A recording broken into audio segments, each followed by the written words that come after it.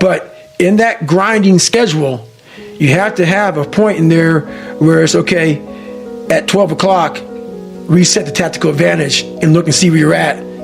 At this new vantage point, stop for a second and survey the field.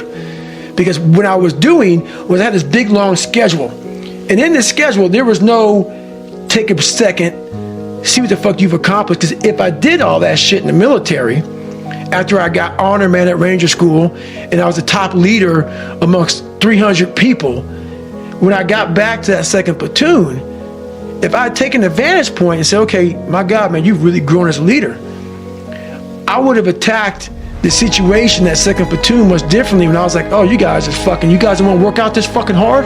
You ain't hard like this? I would have learned, I would have taken a step back and said, okay, hang on a second, man. You learned a lot. That's the tactical advantage. You got to take the advantage point and take a second to breathe and say, you learned a lot. But when you learn a lot, if you just go back into the fight, you never apply what you learned. You just get that certificate of graduation and go.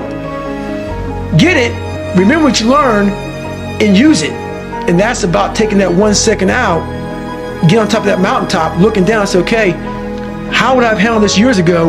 Wow, I would have really fucked that up. This time, let's not fuck it up again.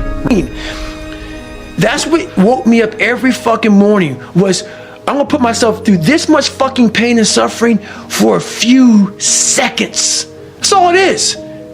A few seconds of joy. And it's so fucking worth it, man. That's what people don't get. So I'm able to put myself at the finish line, even though I have no finish line, but at the finish line of an event before I even start the motherfucker to say, how are you gonna feel at the end of this?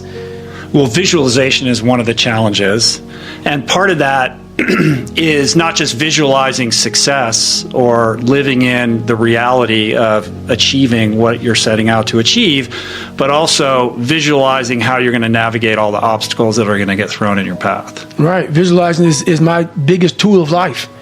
That's why I've been able to put myself in cold water, put myself in a 100-mile race millions of times before I've done it.